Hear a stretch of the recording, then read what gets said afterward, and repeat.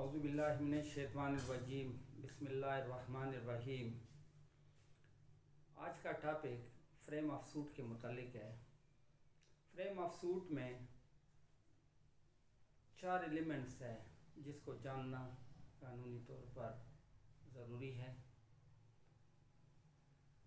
Frame of suit میں پہلا elements party to suit ہے، دوسرا ایلیمنٹ کا سبجیکٹ ان ڈسپیوٹ ہے، تیسرا ایلیمنٹس کاز آف ایکشن ہے، چوتھا ایلیمنٹس موڈ آف ریلیف ہے۔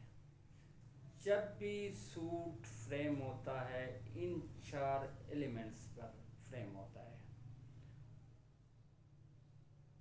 Party to suit, subject in dispute, cause of action, mode of relief. Party to suit opposing party, یعنی کس کو مدعیان بنائے، کس کو مدعلیم بنائے، اور سوٹ میں کیا متنازع ہے، سبجیکٹ ان ڈسپیوٹ ہے، اور کاز کیا ہے، بنائے دعویٰ کیا ہے، اور کیا موڈ آف ریلیف یعنی کورٹ آف لا میں کیا مانگا ہے۔ ان 4 ایلیمنٹس کو جاننا ضروری ہے، اور اس میں جو فرسٹ ایلیمنٹ ہے وہ ہے پارٹی ٹو سوٹ آرڈر 1، جن کو جاننا قانونی طور پر سمجھنا ضروری ہے۔ آرڈر 1 میں جو ایلیمنٹس ہے اس میں پہلا ایلیمنٹس آرڈر 1 رول 1 ہے، یعنی کن اشخاص کو ہم بزمرہ مدعیان بنائے، وہ تمام اشخاص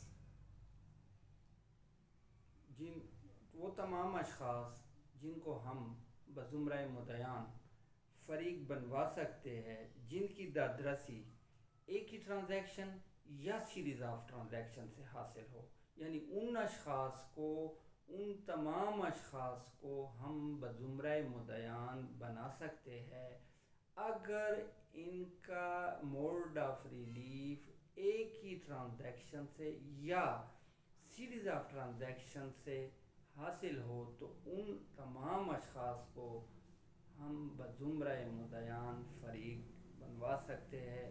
آرڈر 1 رول 1۔ اگر انٹرسٹ ایک ہے اور پرسن نیومرس ہے، مدعیان زیادہ ہے، اور انٹرسٹ ان تمام کا ایک ہے، تو ایسی صورت میں ایک یا ایک سے زیادہ اشخاص کو بزمرہ مدعیان، کسی بھی شخص کو ہم ایک یا ایک سے زیادہ اشخاص کو مدعیان بنوا کر وہ دیگر نیومرس اشخاص کے لیے ہم سوٹ فائل کر سکتے ہیں۔ اس کے لیے ریلیونٹ پروویژن آرڈر 1 رول 8 ہے۔ آرڈر 1 رول 1 کے تحت وہ تمام اشخاص جن کو دادرسی کا حق حاصل ہے، ان کو بزمرہ مدعیان ہم فریق بنوا سکتے ہیں۔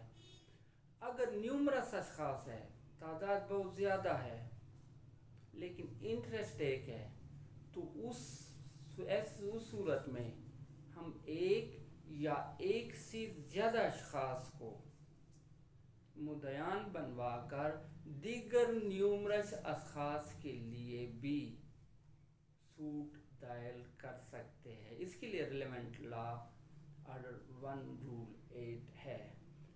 اگر مدعیان زیادہ ہے اور وہ قانونی طور پر یکجا سوٹ فائل نہیں کرنا چاہتے، تو اس کے لیے بھی پروویژن ہے۔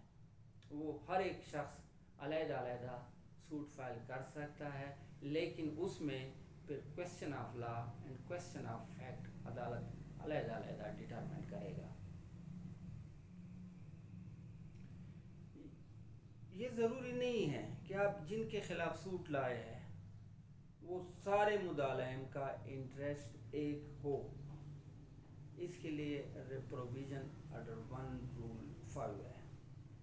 اگر مدعیان کو شبہ ہے کہ وہ کس مدعلیم کے خلاف دادرسی کا حقدار ہے، تو تو ایسی صورتحال میں مدعیان ان مدعلیم کو فریق مقدمہ بنوا کر کیس کا ٹرائل کرے گا، اور ٹرائل کے بعد یہ ڈٹرمنڈ ہوگا کہ وہ ان کی لیبلٹی یا ان کی دادرسی کس مدعلیم کے خلاف بنتی ہے۔ تو ایسی صورتحال میں مدعیان دعویٰ دائر کر سکتے ہیں، اس کے لیے آرڈر 1 رول 7 پروویژن ہے، اور آرڈر 1 رول 4 کے تحت عدالت کا یہ اختیار ہے کہ مدعیان جن مدعلیم کے خلاف ڈگری کا حقدار ہے تو صرف ان مدعلیم کے خلاف ان کی لیبلٹی کو مد نظر رکھتے ہوئے ڈگری صادر کر سکتی ہے۔